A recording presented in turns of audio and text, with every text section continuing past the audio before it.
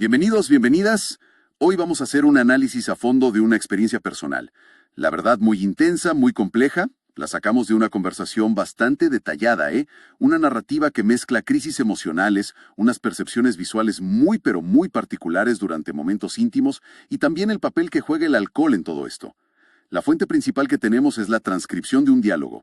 Es entre una persona, vamos a llamarlo Ángel, para proteger su identidad, y una inteligencia artificial. Ángel le cuenta a esta IA sus vivencias, que son bastante perturbadoras, buscando entenderlas desde la ciencia, ojo, no desde algo sobrenatural. Nuestra idea acá es intentar desentrañar las posibles explicaciones, desde la neuropsicología, desde la clínica, ver qué puede haber detrás de estos fenómenos. Queremos, traer un poco de claridad, ¿no? Separar los hechos de quizás interpretaciones erróneas y sobre todo recalcar por qué es tan importante buscar ayuda profesional adecuada en estos casos. Y para empezar, vamos a ir al hueso, a una de las experiencias más llamativas. Esa visión recurrente, la del rostro de su padre fallecido, justo en momentos de intimidad. Ok, empecemos a desempacar esto. Primero, para tener el panorama completo, resumamos un poco lo que Ángel compartió en esa conversación. ¿Dale? Describe episodios donde, justo en el orgasmo, deja de ver a su pareja, y en lugar de ella, aparece la cara de su padre muerto, pero vívidamente, y riéndose de forma burlona. Imagínense el miedo, la confusión, la angustia que eso debe generar. Terrible. Uf, sí, tremendo. Y no es solo eso. También habla de sentir un placer oral como amplificado y asociaciones sexuales medio raras. Menciona específicamente pensamientos de inversión de rol sexual, pero ligados a algo muy concreto. Beber alcohol directamente del pico de la botella. Mira vos. Además, cuenta que tiene un historial de crisis emocionales fuertes, incluso un intento de autolesión hace un tiempo, aunque dice que sin consecuencias graves, por suerte. Y un punto clave, creo yo, rechaza de plano cualquier explicación sobrenatural. Busca activamente entenderlo desde la ciencia, desde la medicina. Quiere respuestas concretas. Exacto. Y es fundamental, abordar esto desde una perspectiva neuropsicológica. Es la única forma seria de hacerlo. Lo que él describe, técnicamente se llaman intrusiones visuales o a veces pseudoalucinaciones, porque la persona suele tener cierta conciencia de que no son del todo reales. Tienen posibles explicaciones científicas. No hay que irse a lo paranormal. Pensá que durante el orgasmo, el cerebro vive una verdadera tormenta química y eléctrica. Es un cóctel intenso de dopamina, oxitocina, endorfinas, una actividad neuronal muy, muy fuerte. Claro, una descarga total. Tal cual. Y en personas con cierta sensibilidad o que vienen acumulando mucho estrés, mucha ansiedad o quizás con algún trauma previo no resuelto, esta descarga tan potente puede provocar distorsiones perceptivas breves o incluso la aparición de imágenes mentales que no son voluntarias, como esta que describe Ángel. La visión del padre podría ser una proyección que viene del sistema límbico. Hablamos de la amígdala, el hipocampo. Son áreas clave que integran memoria, emoción y percepción. Ojo, esto no es indicativo de locura, ni mucho menos. Es una respuesta neurológica posible, aunque poco común, bajo una carga emocional y fisiológica extrema. Entiendo la parte neurológica general, pero acá es donde se pone realmente interesante, ¿no? ¿Por qué específicamente el rostro del padre? Y encima riéndose burlonamente. Eso es. Justamente, esa es la pregunta clave. Que sea esa figura y esa expresión sugiere fuertemente un posible nudo emocional no resuelto ahí. Podría estar relacionado con sentimientos de culpa, quizás vergüenza, ira que no se expresó, conflictos no procesados asociados a esa figura paterna. ¿Quién sabe qué historia hay detrás? Ajá. La sexualidad es un momento de muchísima vulnerabilidad, de intimidad profunda. Si el cerebro, a un nivel inconsciente, asocia ese placer tan intenso con algo que percibe como prohibido, o sucio, o culposo, quizás por mensajes recibidos en el pasado, experiencias vividas, en ese estado de vulnerabilidad, esos recuerdos o figuras cargadas emocionalmente pueden irrumpir así, de golpe. No necesariamente tiene que ser un trauma con mayúsculas, ¿eh? A veces es una red compleja de señales emocionales que se activa de forma inesperada. Tiene mucho sentido, sí. Se entiende mejor por qué esa imagen y no otra. Y Ángel mencionó algo que le dijo un amigo sobre el circuito de recompensa. ¿Cómo encaja eso acá? Especialmente con lo otro que contó, lo de beber de la botella y la sensación asociada. Ah, bueno, eso es fascinante. ¿Cómo funciona ese circuito? Efectivamente, hay estructuras en el cerebro como el núcleo accumbens, el área tegmental ventral, que están reguladas por la dopamina. Estas áreas manejan el placer, el deseo y también cómo aprendemos por asociación, que nos gusta, que buscamos. El motorcito del placer, digamos. Algo así, sí. El tema es que si este circuito se activa de forma irregular, ponele, por estrés crónico, ansiedad, un trauma o por el consumo de sustancias como el alcohol, que lo altera directamente, puede empezar a cablearse distinto. Puede empezar a asociar la sensación de placer con estímulos que normalmente no son sexuales, como el contacto físico con la botella al beber en este caso. No tiene nada que ver con virus o bacterias como él parecía temer. Es una cuestión de neuroquímica de cómo el cerebro interpreta y conecta las señales de placer bajo ciertas condiciones. Y el alcohol, entonces parece que actúa como un catalizador de todo esto, ¿no? Como que potencia o destapa estas conexiones raras. Precisamente, el alcohol tiene un efecto clarísimo en esto. Primero, inhibe la corteza prefrontal. La parte del juicio, del control. Exacto, la que nos ayuda a tomar decisiones racionales, a controlar impulsos, a regular emociones. Cuando el alcohol la apaga un poco, digamos, se produce una desinhibición. Y ahí pueden surgir imágenes, pensamientos, deseos, cosas que normalmente están reprimidas o bajo control. Además, el alcohol manipula directamente los niveles de dopamina y serotonina. Puede intensificar sensaciones placenteras, sí, pero también puede distorsionar la percepción y facilitar esas asociaciones atípicas de las que hablábamos. Por eso, un acto físico como beber directo de la botella, bajo el efecto del alcohol y con este trasfondo emocional, puede adquirir una carga erótica o simbólica inesperada.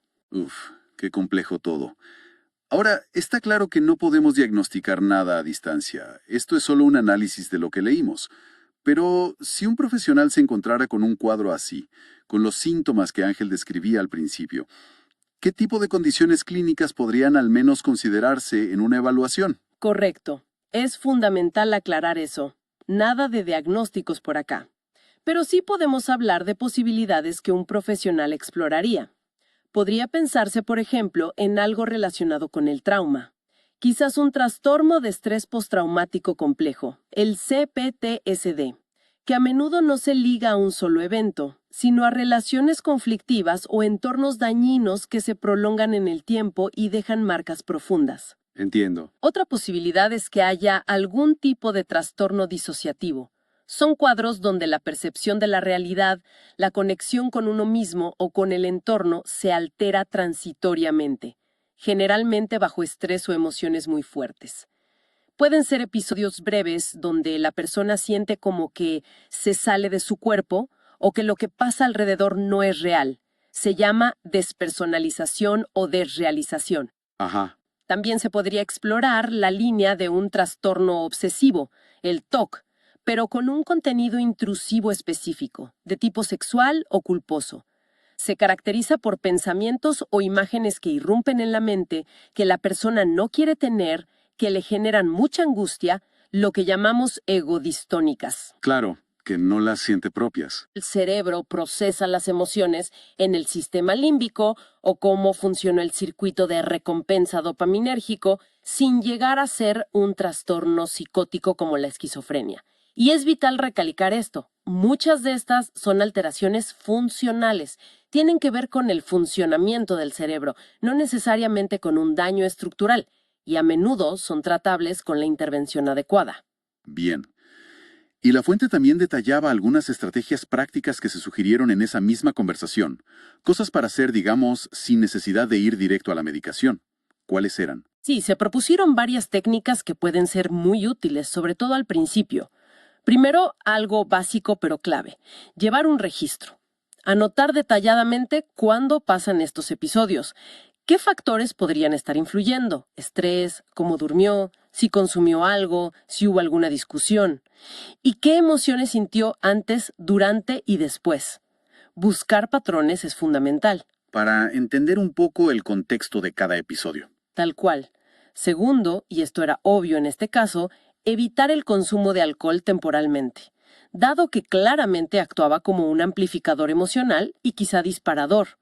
Ver qué pasa si se saca esa variable. Lógico. Tercero, se mencionaron técnicas de grounding. Son herramientas para anclarse en el presente, para bajar a tierra cuando la mente se dispara o se disocia. Son ejercicios simples. Enfocarse en describir un objeto real con mucho detalle, su color, textura, forma, sentir conscientemente los pies en el suelo, el peso del cuerpo o hacer respiraciones lentas y controladas. Inhalar en 4 segundos, exhalar en 6, por ejemplo. Ayudan al cerebro a salir de ese modo de alerta o desconexión y volver al aquí y ahora. Suena útil, ¿sí? ¿Algo más? Y cuarto, y esto es importantísimo, buscar apoyo psicoterapéutico especializado. No cualquier terapia sirve para todo. Idealmente, buscar profesionales con experiencia específica en trauma, en disociación o en el manejo de pensamientos intrusivos. Se mencionaron enfoques como el EMDR, que es muy efectivo para procesar trauma, la terapia cognitivo-conductual TCC, pero focalizada en estos síntomas, o las terapias somáticas, que trabajan mucho la conexión entre cuerpo, sensaciones y emociones. Bien. Terapias específicas para problemas específicos. Exacto. Y por último, algo que a veces se subestima, la psicoeducación. El simple hecho de entender la base neurobiológica de lo que le pasa a uno puede reducir muchísimo la culpa y la ansiedad. Saber que no es locura, que tiene una explicación que le pasa a otras personas. Eso ya es terapéutico. Y si baja la ansiedad, a veces bajan también los síntomas. Además, como apoyos generales, se citaron el ejercicio regular y la meditación de atención plena mindfulness. Hay mucha evidencia de que ayudan a regular las emociones y a calmar la reactividad de la amígdala, esa alarma cerebral. Un conjunto de herramientas bastante completo, la verdad. Pero, bueno, sabemos que la conversación tomó un giro bastante preocupante hacia el final, ¿no? Así es, ahí la cosa cambió drásticamente.